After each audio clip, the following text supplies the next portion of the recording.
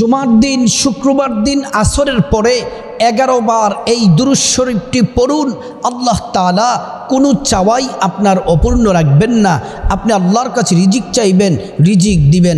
ধন দৌলত চাইবেন, ধন দৌলত দিবেন। বিপদ থেকে মুক্তি চাইবেন, বিপদ থেকে আল্লাহ পাক মুক্তি দিয়ে দিবেন। গুনাহ মাফ চাইবেন, আল্লাহ তাআলা গুনাহ মাফ করে দিবেন। আল্লাহর কাছে হাত তুলে যা চাইবেন, যা বলবেন, প্রতিটি দোয়া আল্লাহ পাক কবুল করবেন। সম্মানিত মা বোন, জুমার দিন অত্যন্ত দামি। জুমার দিন সাইয়্যিদুল আইয়াম, সপ্তাহের শ্রেষ্ঠ দিন হলো জুমার দিন। আমার সম্মানিত ভাইয়েরা, মুসলিম মা ও বোনেরা, আল্লাহ রাব্বুল আলামিন কোরআনুল কারীমে জুমার দিনের কথা আল্লাহ রাব্বুল আলামিন বলেছেন। আল্লাহ পাক বলেন, ইয়া আইয়ুহাল্লাযীনা আমানু ইযা নুদিয়া লিস-সালাতি মিন ইয়াউমিল জুমআহ। আল্লাহ রাব্বুল আলামিন বললেন, ঈমানদারেরা, যখন তোমাদেরকে নামাজের জন্য আহ্বান করা হবে, নামাজের জন্য যখন তোমাদেরকে ডাকা হবে, তখন তোমরা সমস্ত কাজ কর্মকে ছেড়ে দিয়ে তোমরা নামাজের জন্য প্রস্তুতি গ্রহণ করে নাও। সব কাজ বাদ দিয়ে নামাজের জন্য তোমরা প্রস্তুতি গ্রহণ করো। রাসূল করিম সাল্লাল্লাহু আলাইহি ওয়াসাল্লাম তিনি সর্বপ্রথম জুমার দিন যে কাজ করতেন, জুমার দিন ফজরের নামাজ পড়ে জুমার দিনের কার্যক্রম তিনি শুরু করতেন। সম্মানিত মা বোন, জুমার দিন অত্যন্ত দামি। মুসলিম ভাইদেরকে অনুরোধ করে বলছি, জুমার নামাজ ছেড়ে দিবেন না।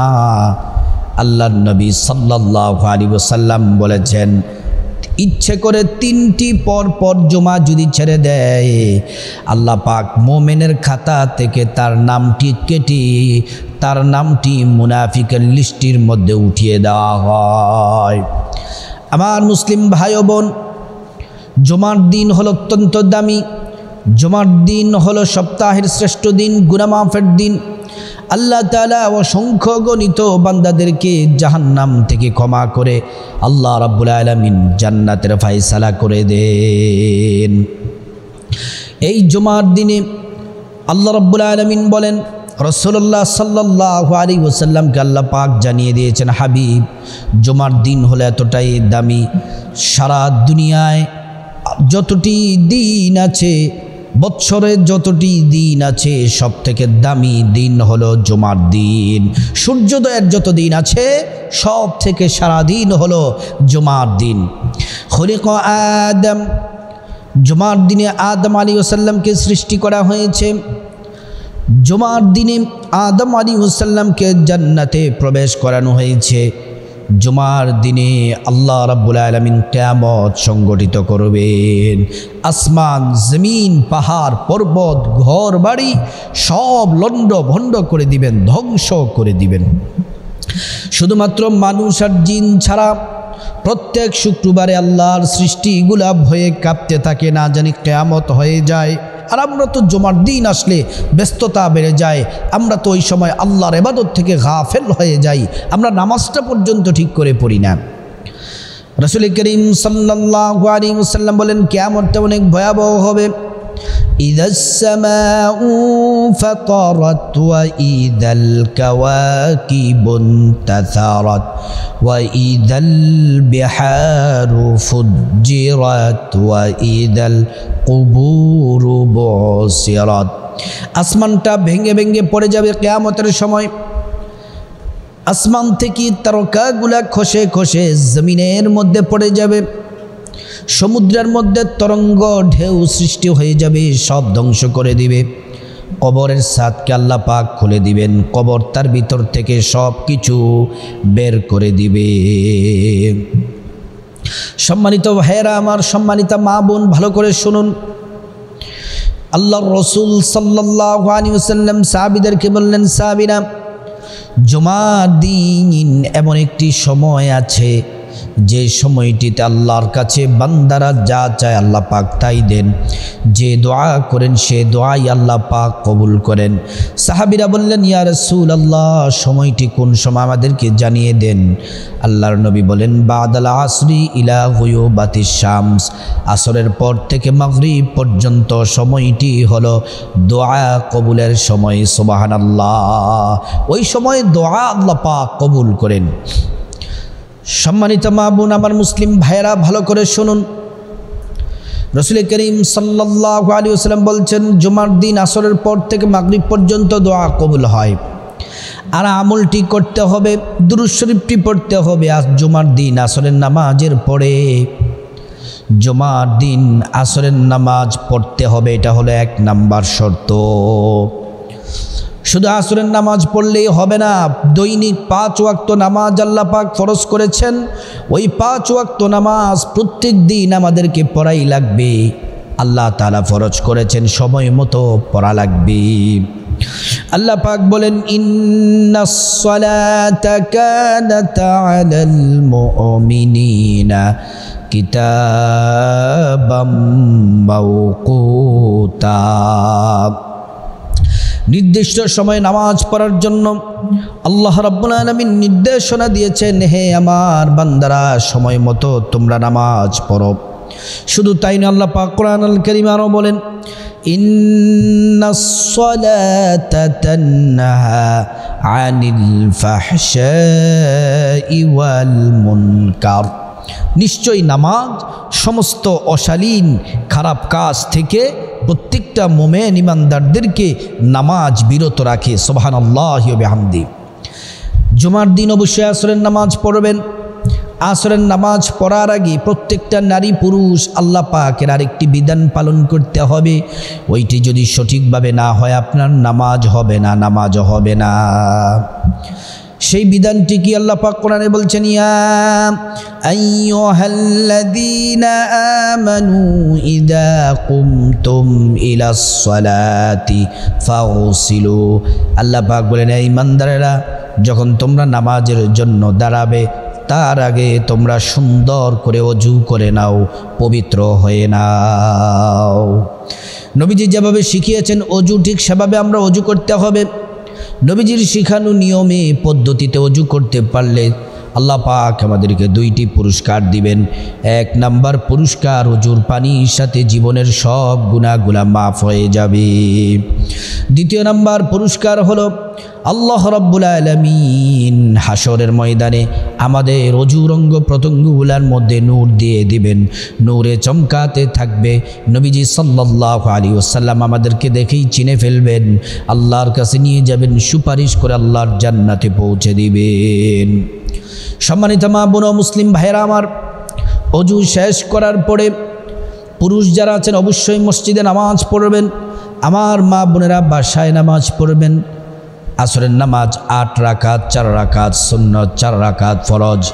ফরজ পড়ার পরে তারপরে ইস্তিগফার পড়বেন, তাসবিহ তাহলিলগুলা পড়বেন, আয়াতুল কুরসি পড়বেন। পড়ার পরে তারপরে আমলটি যেভাবে করবেন মনোযোগ দিয়ে শুনুন।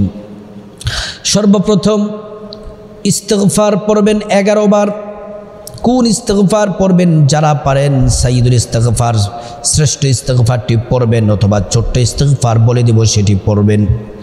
আল্লাহুম্মা আনতা রাব্বি লা ইলাহা ইল্লা আনতা খালাকতানি ওয়া আনা আবদুকা ওয়া আনা আলা আহদিকা ওয়া ওয়া'দিকা মাস্তাতা'তু আউযু বিকা মিন শাররি মা সানা'তু আবু'ু লাকা বিনি'মাতিকা আলাইয়া ওয়া আবু'ু লাকা বিযামবি ফাগফিরলি ফাইন্নাহু লা ইয়াগফিরুয যুনুবা ইল্লা আনতা। এই ইস্তিগফার পড়বেন 11 বার, অথবা ছোট্ট ইস্তিগফারটি পড়বেন, আস্তাগফিরুল্লাহ আস্তাগফিরুল্লাহ আস্তাগফিরুল্লাহ। এই ইস্তিগফারটি যে পড়বেন, কোরআনে আল্লাহ ওয়াদা করেছেন 5টি পুরস্কার আপনাকে দিবেন।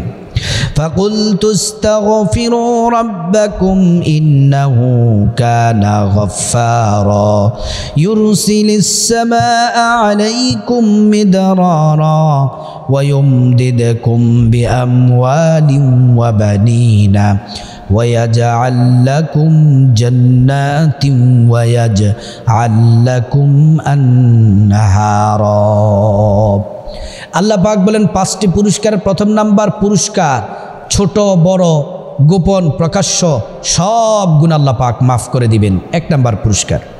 দ্বিতীয় নাম্বার পুরস্কার, আল্লাহ রাব্বুল আলামিন আপনাকে ধন দৌলত দিয়ে রিজিক দিয়ে ধনী বানিয়ে দিবেন।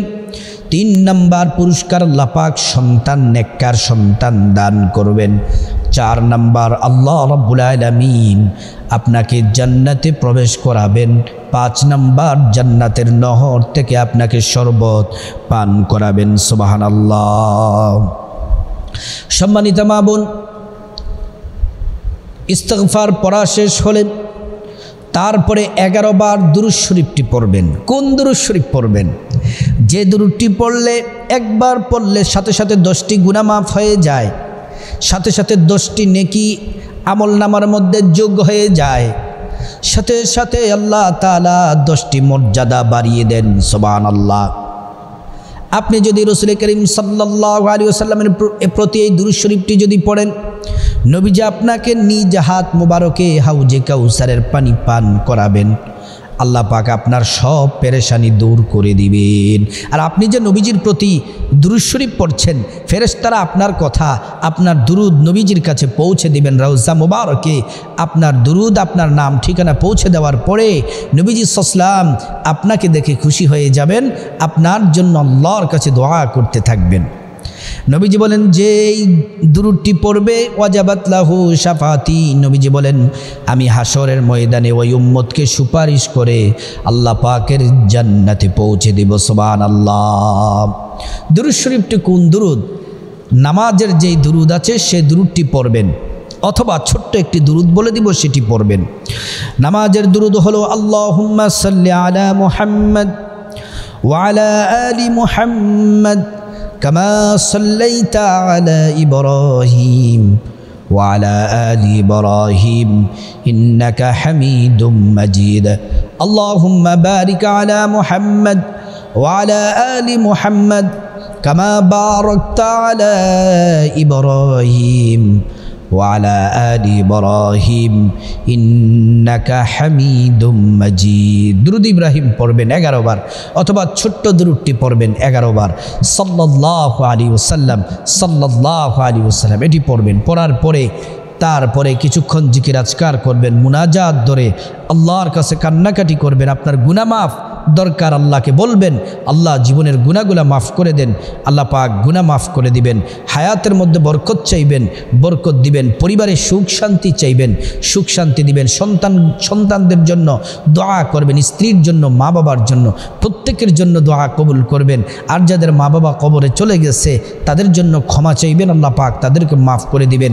সম্মানিত মা বোন, অত্যন্ত শ্রেষ্ঠ আমল, জুমার দিন আসরের পরে 11 বার দুরূদ শরীফ পড়ে আল্লাহর কাছে যা বলবেন আল্লাহ তাই দিবেন। এবং এই আমলটি যেন কখনো কোনো জুমা শুক্রবার যেন মিস না হয়, প্রতি শুক্রবারে আমলটি করবেন। আল্লাহ পাক আমাদের সবাইকে আমলটি করার তৌফিক দান করুন।